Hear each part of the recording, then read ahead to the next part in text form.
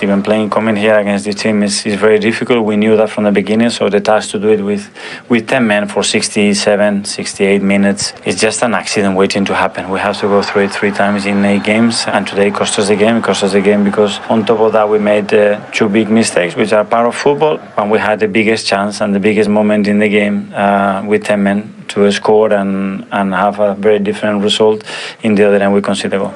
For us, it was an important game. After losing the last game away against Leicester, I think we had to recover the points, and I think we had the patience. We could score in a very nice routine, and I think we ended well the game. Ryan, who gets the credit for that corner kick routine? It was outstanding. You know the old saying, straight off the training ground. Sean Cooper's probably got to take a lot of credit. He's the attacking set-piece coach, and he's always got something up his sleeve every weekend. So credit to him, and obviously having faith in the subs that were coming on to still pull it off. And thankfully I was on the end of it to knock it in. Mikel, another red card. This is a problem, isn't it? You every game you've finished with 11 men, you've won. The 3 you haven't.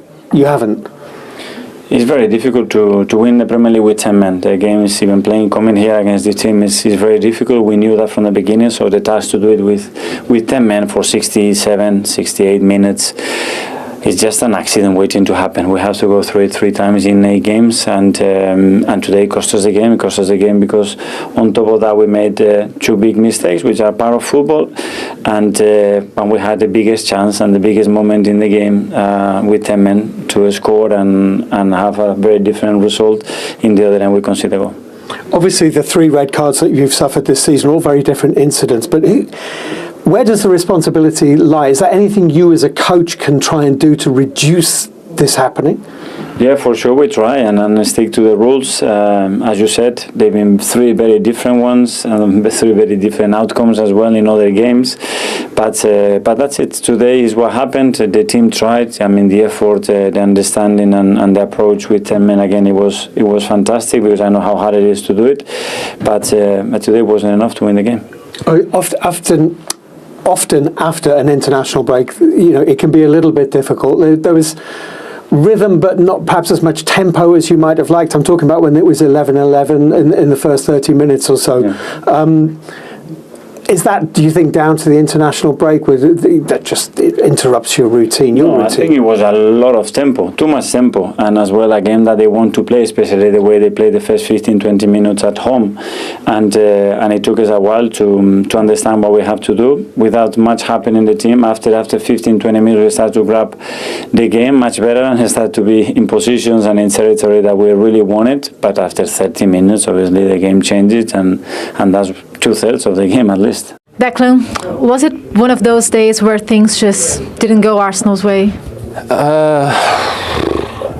Yeah, look, I think they're showing the chance that we had now on the TV just before they went up the other end and scored. Look, I think the matter of the fact is we've kicked ourselves in the foot 3 times now this season in 8 games, and we've got away with it twice, at home to Brighton, away to City. But not all the time luck can go your way, and in the end tonight Bournemouth kept probing, and they won 2-0. So look, I'm proud of us as a group of players, because to keep fighting and believing that we do, believe that we can win even with 10 men. I thought we played really well even with 10 men, but the naivety of it is that we've got to stop making mistakes, because we won 11 players for 90 minutes, and that wins you football matches. So that's the way I'm seeing it today. Yeah, you mentioned the red card, of course, and during the season you faced this problem other times. Of course, we can't expect Arsenal to always get a point every time you get a player sent off, but what do you think you couldn't replicate tonight that you could do on the previous 2 occasions? To be honest with you, I think with 10 men we showed a lot of character and personality to stay in the game.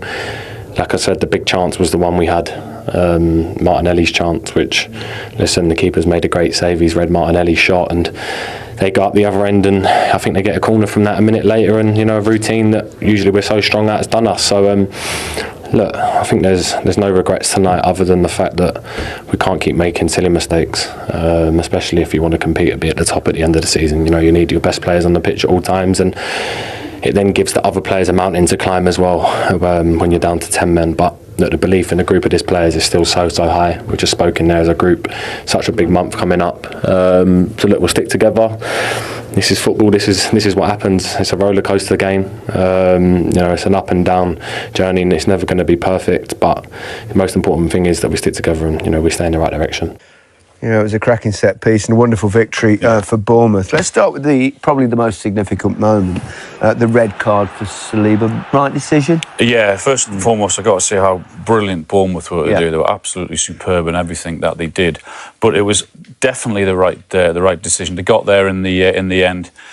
It was a poor mistake from Trossard. He just doesn't quite get the back pass right, and obviously can't be offside. Evan Nielsen 1v1, Saliba. There's no need to foul him because there's still a long way to go and so much to do. But there's no way White's getting back. And from another angle from behind the goal, you can just see the goalkeeper start to backpedal when he realises he's not going to get anywhere near the ball. Yeah. So absolutely, the ref gave a yellow card and was told to go to the screen, and that's where VAR worked really, really well. So definitely the correct decision. And Bournemouth punished them for that. There's no doubt about it, is it, Shay? It's a I think it's the right decision. I don't understand why Rob Jones gave him a yellow at the start with Gary, but at the end of the day, they made the right decision, and he's got to go off. And you see Howard Webb there is, simply listening to the comms from the match officials that all broadcasters do. So, and of course, he's had no input into the decision at all.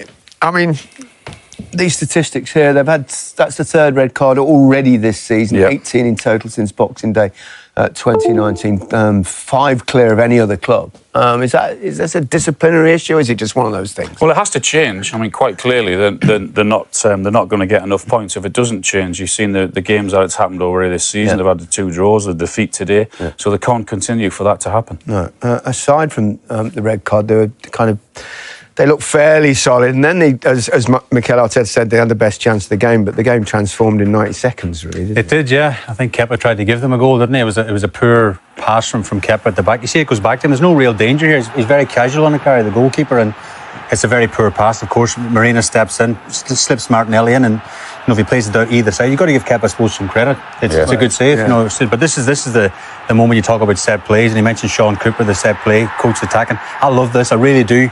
Watch Cliver here in the near post. Christie, no one gets near him at all. You see Martinelli's on the edge of the box, but not really looking. He's ball watching. And then all the Bournemouth players, Gary, are blocking the Arsenal players coming out. Brilliant movement from Cliver. Look at this.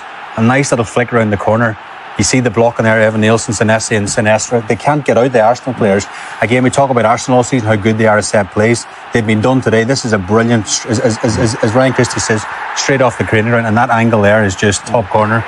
Raya's got absolutely no chance. And when you work on that, I think, as a coach or as a player, when it comes together on a Saturday, there's a great feeling. Yeah. Arsenal got Arsenaled. Very good. It's pretty calm, isn't he, Mikel Arteta? I think you do well to find a manager in the Premier League who stands there in an interview when he's been beaten and he's had a player sent off by virtue of VAR to say, oh yeah, great decision, really pleased about that. Yeah. What's interesting as well, the red cards, when you lose a big factor like the centre-back, for instance, the red card, it's a big chunk out of the team because that is generally the core of the whole organisation of the setup when it comes down to 10 men. If you get sent off like a Declan Rice and Trossard, it looks a little bit different.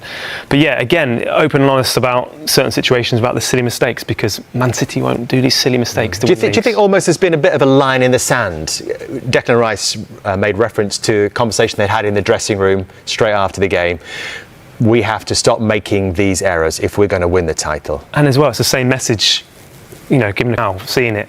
The players will just say, look, we need to respond in the same way. We all need to be in that same sort of mindset again and not be like Mikel was saying there, pointing fingers at people, because as soon as you get that in the dressing room, it disrupts everything. So I think Mikel will keep the steady ship because they've always been like that. And like you say, Jamie, it's a result, it's one result, but there's plenty of games still for Arsenal to win this league with, like you say, the amount of points. It ain't going to be like this year. Well, 89 was last year's tally. That can they get over that 90 threshold to really challenge and put pressure on Manchester City? Declan Rice referenced this really tough month, or a big month ahead for Arsenal before the final international break of 2024. Liverpool at home next Sunday. Then they go to Newcastle United, and then they go to Stamford Bridge before the break as well. Do you feel, Jamie, that we will know a lot more about Arsenal and their title credentials when we get to November the 11th? Yeah, I still think they're going to be right in the equation. They've got too many good players, got good players to come back. They are, of course, they're hard fixtures, but if you're in good form, you're licking your lips at those fixtures thinking, great, let's go everywhere we can go, we can win, we're confident. But the most important one is that one on the 27th of October. You're going to be out without William Saliba, your best defender. That's going to be a game where you're going to have to really dig in, show character, and make sure you get something out of that game. Because Liverpool are going to be looking at it now, and they're right in the equation as well. You have to think about it. They're the best three teams at the moment: Liverpool, Manchester City, and Arsenal. I would have three that I wouldn't have put Liverpool at the start of the year because with a new manager and everything, and the changes that they've made. But they've had an excellent start to the season, and it shows you nobody's going to be perfect this year. Rodri's not going to be playing for Manchester City. That is a massive leveller to everybody else. So they've just got to maintain a bit of calm. It's not going to be easy, and just make sure they can get back to winning ways as quickly as possible. Find some positives for Arsenal. Odegaard, we heard from Mikel Arteta yesterday, expect him to be playing before the next international break. I don't know if next week is going to come too soon, but the power that might give Arsenal by beating Liverpool at home. I was saying, but these games, any player asks them to get them up for these games is no problem at all. I mean, of course, the Champions League's the next one in the sort of market, and it's a reaction they want. They're not used to losing, particularly away from home. They've gone on such a long run now. This is the other side of Arsenal what we're going to see, and see if they've actually learned something different that they're going to be. Can a bloody nose sometimes actually drive you forward? Oh, without a question, yeah, absolutely. Because, like I say, it's one of those where they don't want to have that feeling again. So they're not going to make these silly mistakes again now, because they clearly said it to each other in that dressing room now, and they shared it with us. They will not be doing it again. I'll be very surprised if you're seeing players get sent off like that again. Just throwing it forward to Sunday, you think in terms of that back four, we think he'll go Gabriel or maybe Calafiori as a left-sided centre-back? I would probably move Calafiori in. The fact I'll be worried about Salah's pace, particularly because Calafiori is not the fastest, shall we just say. And look, it's one of those, he might bring in the experience of Zinchenko maybe just to sort of steady. We need probably a bit more talker for this sort of game who knows this sort of fixture is really important. So look, Mikel knows the best team, but look, it's one of those where they need to really get a result. That's for sure. Like you say, though, if you go, Zinchenko had a lot of problems against Salah last year in this fixture, so you have to make sure whoever plays left back, it's going to just that one player not playing disrupts everything. It makes it so difficult. Could do a Timber getting back, but like I say, it's one of those they need players to get back sooner rather than later. So, still at 0-0, Arsenal a player down. We're going to the second half. They hadn't had a shot on target in the first half for the first time in over a year. Could they fashion a chance? Could they fashion something? Make a substitution. They get Martinelli onto the pitch. A massive moment, potentially in the season, Theo, isn't it? I mean, this is the side of Martinelli where we always feel he could improve these opportunities, which he practiced endlessly. And for me, he gives the goalkeeper very clear where he's going to go straight away. He opens up his body too soon. I think where it is there, I think Alan definitely said it on comms, where it was the near post was the finish. It gives, of course, it's a great save, but look, this is Arsenal. They want to win the league. It's a massive moment for not just Arsenal, but for Martinelli himself. So you think almost when you're, because I've seen you score plenty like that, Theo, almost show him the eyes. Oh, absolutely. Whip it into that near corner. You don't have to overthink it. I think at times Martinelli, when he has a bit more time on the ball, he actually overthinks it instead of actually doing something with instinct. And I think that's probably his downfall at times with his goal scoring record at the moment. And isn't this just typical of football? There's that big moment at one end. You can call it a Martinelli miss or a brilliant save from Kepa either way. Less than 2 minutes later, down the other end, Bournemouth get themselves the lead from beautifully worked. Love this. Against the set-piece I love as well. set-piece goals are so important. It's a brilliant worked goal. The goal scorer, obviously there, Ryan Christie. Cook, the corner taker. Cliver, the three important players. Kirkes, who you can't actually see, hopefully I'm pointing at, you might just be able to see him here. He's creeping into view. And what Ryan Christie is actually saying there is that he wants Martinelli to be dragged, if possible, just this way a little bit, because... Oh, that's not worked very well. Excuse me. Sorry about that one. There we go. Take that off. There's a corridor here. This corridor which you're trying to get on. Cliver now, he's got a little bit of opposite movement, what I would call. He's trying to drag Gabriel. And then he's got, I think that's Havertz there at the front. So this has to be perfectly weighted. You can see as he's going to play this one along the ground, then Kluivert's going to make a bit of movement and get a really soft, subtle touch into that area. Let's just slow it down. You can see Kluivert there, number 19. He's going to come alive now.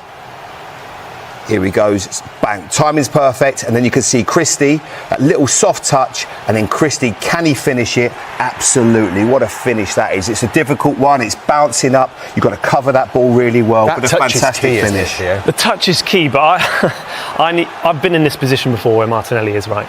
And for me, you want to encourage the ball out to this player here, to the left back here, because Arsenal's so strong when it comes centrally with distance, and his body position as well is wrong completely. He needs to open up so he can clearly see both players, because this sort of like tunnel here, there needs to be a lot more communication. There's none of that, and he gets everything about this. Martinelli, for me, is wrong. His whole body movement, he stands still, he's flat-footed, everything. He has no idea what to do. A great couple of minutes then. He hasn't, sadly, but it's a fantastic finish, because as well, when you notice the finish, it just bobbles up, doesn't it? No, it's so good. I get amazed by this. I still cannot figure it out. I speak to a lot of coaches and ask why. We saw one today with people who watched the goals later on, Southampton. Why people don't mark the edge of the box. And what do they say to you? They say because when they look at the stats, not enough goals are scored from there. So they would rather protect what I would call this area. I find it ridiculous, because you've got now more teams are going to look at this as ways to get a free man a shot at the edge of the box. Southampton scored one earlier on. It was terrible defending from, and Leicester have got Ayew he's 12 yards out, no one even marking him, because you're so programmed to do what you have to do now. Instead of going, right, if this ball comes out to him, we're going to be in a really bad situation. What I like about it is sub, and sub. The three subs that have come on. I know we're going to talk to Ryan Christie now. I hope He's listening right now. He's listening right now. Okay. Show the strike. Ryan, let's have a look at this finish, mate. With that lovely left foot of yours. He wants to see it. Look at this. Bang. Brilliant. Talk us through it, mate. Fantastic. We've got an even better angle. Oh, hold on. Stop. Here we go. Just admire that. Ryan, how about that? What a smile. Thank you very much, guys. Doesn't get much better than that, does it? No, obviously delighted to score. It's been a while, to be honest. So I was due one. Obviously nice for the team when it's from a work set piece. Obviously, like you guys were saying there, the subs involved coming on and knowing their job. Credit to Sean Cooper, who does our set pieces, and delighted for him that one of them eventually came off, and luckily enough it was me on the end of it. So when you come on as sub, right, I know you've obviously had a good season, you've started so many games. When did you realise that this was going to be an opportunity? Obviously Kluivert's come on with you to do that and have the, obviously the technique and the ability and the presence of mind. When did you decide that was going to be the corner we were going to do?